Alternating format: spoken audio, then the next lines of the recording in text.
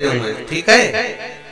अब भगवान को अगर आप ये पुष्प चढ़ा रहे हो तो ये फूल का मुंह आपकी ओर चढ़ाते हो कि भगवान की ओर चढ़ाते हो?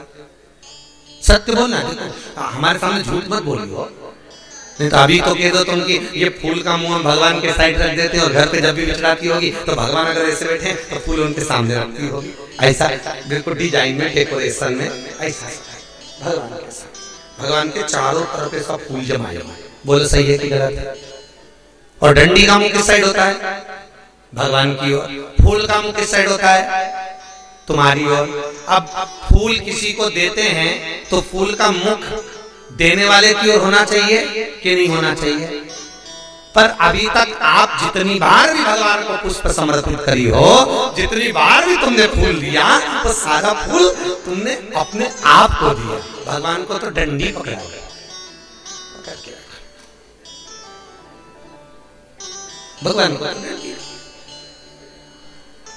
और फूल चढ़ा के अभिलाषा कितनी बड़ी, मन में तमन्ना कितनी बड़ी, मैं भगवान को फूल चढ़ा रही, मैं भगवान का श्रृंगार कर रही, भगवान मेरी जरूर सुनेगा।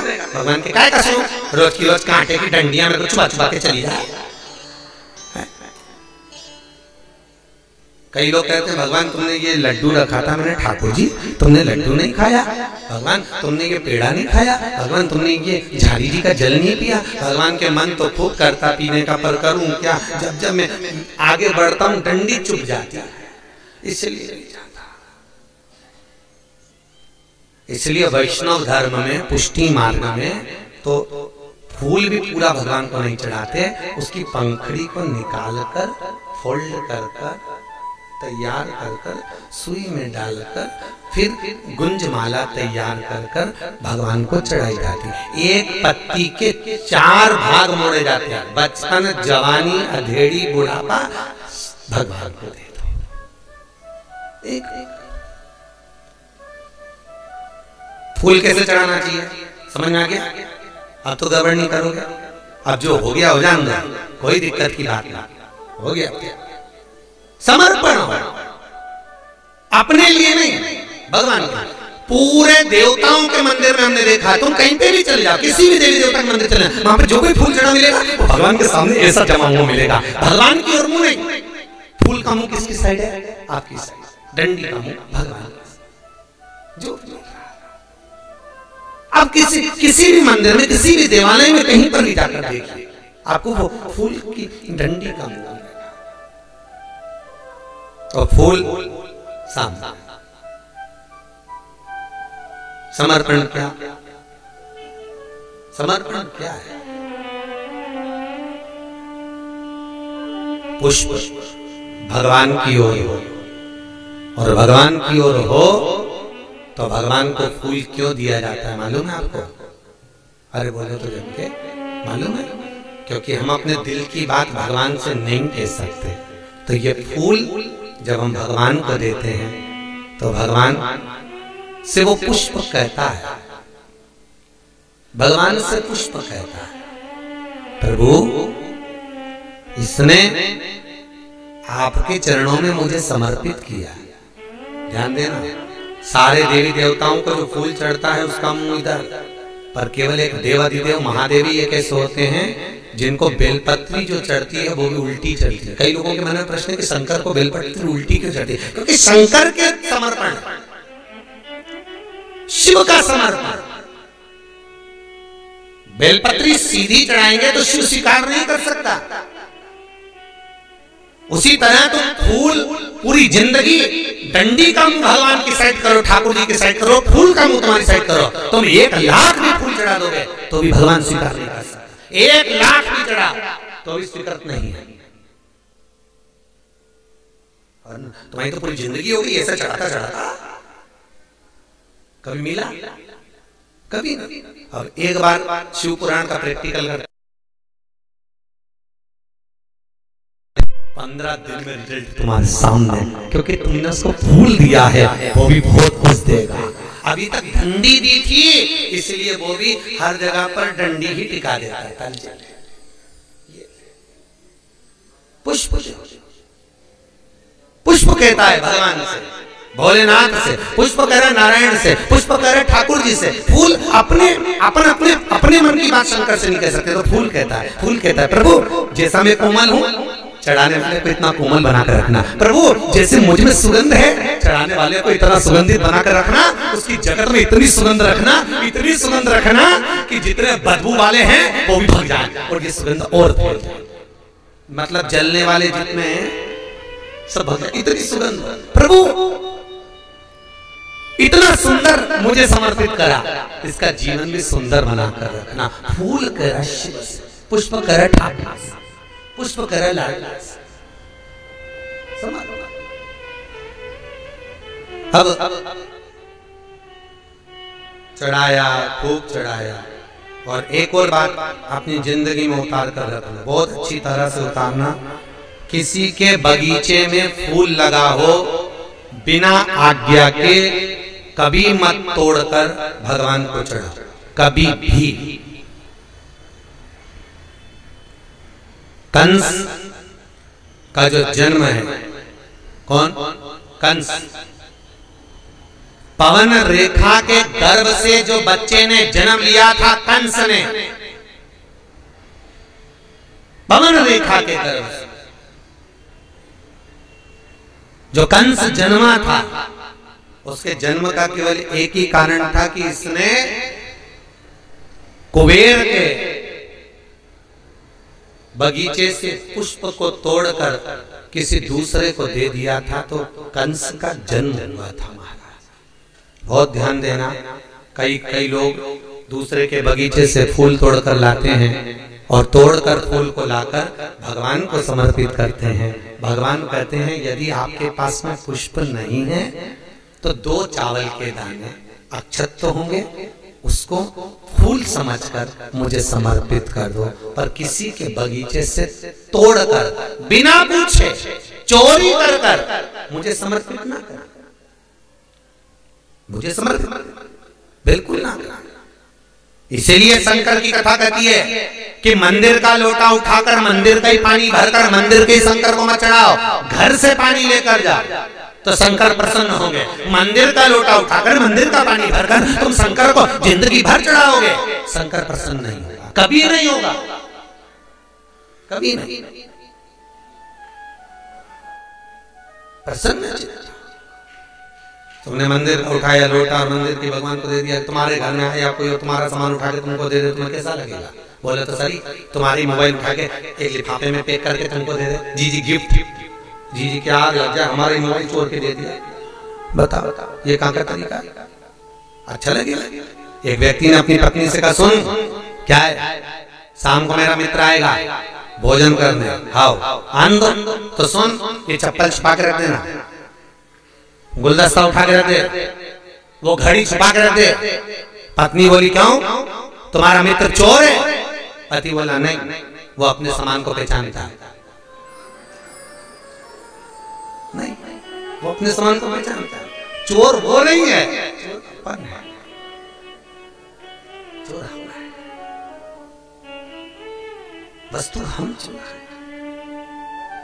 तो समर्पण जो दे रहे हो भगवान को, महाराज चंद्रसेन शिव की आराधना में लगा है, भगवान की भक्ति में डूबा हुआ है, अविरल भक्ति चंद्रसेन कर, अविरल करो, भक्ति में दिखावा मत करना। पड़ोसन 16 सोमवार के उपास करे तो उसको देखकर उपास मत करना। उसने 16 सोमवार करे तो तुम सोचो मैं भी कर लूं।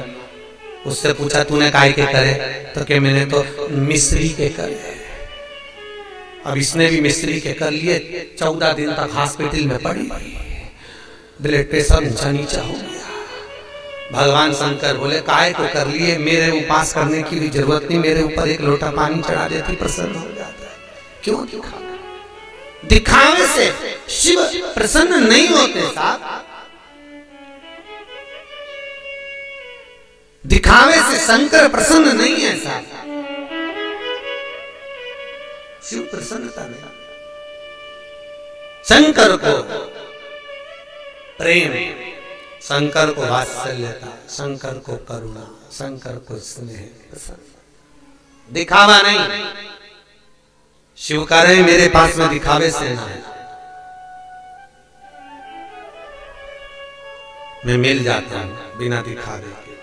कोई एक बार दिल से पुकार ले, कोई दिल से पुकारे तो सही, मैं मिलूंगा। कौन कहते हैं भगवान आते नहीं, आप राजा श्वेत जैसे बुलाते हैं वो मिलेगा। भक्ति प्रबल हो तो भगवान सम्मुख अब यदि भाव निर्मल होगा तो भगवान सम्मुख होगा, महाराज नहीं होगा तो कहां। चंद्रसेन ने भगवान की भक्ति करी, शंकर भगवान के मणिभद्र जी जो शंकर के गण हैं, भगवान शिव के गण मणिभद्र जी से उनका प्रेम बढ़ गया। मणिभद्र जी से जब प्रेम बढ़ा तो मणिभद्र ने कहा, अरे चंद्रसेन तुम यहाँ निवास करते हो, चिंता मत करो, आज तुम रोज शंकर के मंदिर आए हो, प्रतिदिन शिव की तुमने आराधना करी है, प्रतिदिन तुमने शंकर का अनुमोदन करा है, प्रतिदिन तुम शंकर के चरणारविंद का रसतत्व ग्रहण करे हो, तुम चिंता मत करना। मणिभद्र जी बोल रहे हैं अब तुम शंकर के हो गए हो, मुझे बड़ा अच्छा लगा जो आप यहाँ पर विराजमान हो, बहुत अच्छा, बहुत अच्छा। इसलिए निवेदन है, आपके मनोकामना है, कोई बात अगर आपकी इच्छा है, कोई मन में अच्छी अभिलाषा है, जब शंकर के मंदिर में जाओ तो चौखट पर चढ़ने से पहले, मंदिर के दरवाजे पर पहुंचने से पहले अपने मन की कामना कर लेना, क्लेश नहीं, मन की कामना। अंदर जाओगे, मणिभद्र जी से कहते, मणिभद्र खुद खबर कर देंगे अंदर, ये आया क्यों है, क्यों पहुंचा, किस लिए आया।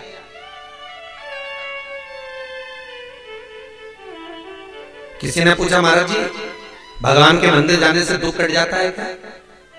हमने कहा नहीं, बिल्कुल नहीं, केवल मंदिर जाने से दुख नहीं कटेगा, तुमने अगर मंदिर जाने का मात्र विचार ही कर लिया तो ही दुख कट गया, तभी तो आप मंदिर की चौखट पे पहुंचे हो। अगर दुख रहता तो दुनिया में कोई मंदिर तक जा पाता, कौन पहुंच पाता। किसी मंदिर के दरवाजे पर लिखा था, अगर आपका मन गंदा है तो मंदिर जरूर जाइए, आपका मन गंदा हो तो मंदिर जरूर जाओ। क्यों? क्योंकि उसका कारण है, बच्चा जब जब खूंटे में गिरता है, बच्चा जब जब गंदगी में गिरता है, उसको पड़ोसी कभी साफ नहीं करता, उसको पड़ोसन कभी नहीं नहलाती, पड़ोसन कभी कपड़े नहीं बदलती, उसके कपड़े अगर बदलेगी तो माँ और बाप ही बदलते हैं। उसी तरह जब मन गंदा हो तो मंदिर जरूर जाना, क्योंकि जगत का बाप है वो आपके जीवन के कपड़े बदल देगा, वो बदलने के लिए तैयार है। मन गंदा हो पहुंचो उसकी चौखट पर, उसकी चौखट वो कहो ना, हरि वृंदावन जाने को जी चाहता है, राधे राधे गाने को जी चाहता, हरि वृंदावन में यमुना बहत है डुबकी, पर डुबकी लगाने को तो जी चाह रहा, पर जितने कपड़े पहन के गई थी पहले किसी को समझाई है, भैया बैठे रहना मैं नहाने जा रही, क्योंकि यमुना नहा रही पर चोटे पे ध्यान, मालूम पड़े मैं लगाऊं डुबकी, ये ले गया ऊपकी, अपन डुबकी बढ़िया बात।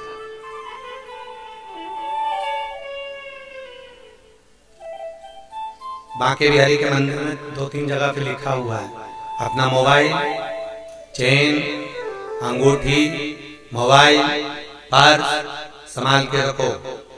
बोलो सही है कि गलत है? एक भी जगह पे लिखा था अपना दिल संभाल के रखो, कहीं लिखा था नहीं, क्योंकि मंदिर वालों को भी मालूम है कि ये अगर वस्तु में संभालने में लग जाएगा तो अपना दिल बिहारी जी को नहीं दे पाएगा और धक्के खाकर बाहर निकल जाएगा। इसलिए उन्होंने लिख दिया मोबाइल पर से संभालो, और मोबाइल पर से संभालने में अगर लग गया तो फिर दिल परमात्मा को नहीं दे पाया, क्योंकि बार बार ध्यान कहाँ जाएगा। बोलो दिल से, बोलो जरा अच्छे से बोलो।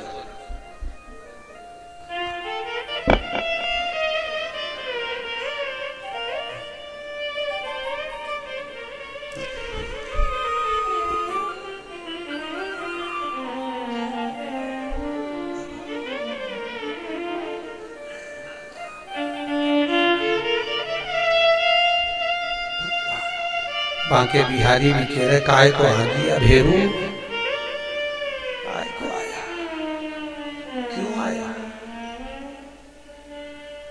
महाराज? तेरे डमरू की धुन सुन के मैं काशी नगरी आई हूँ। तेरे डमरू की धुन सुन के मैं काशी नगरी आई हूँ। मैं काशी नगरी आई हूँ, मैं काशी नगरी आई हूँ।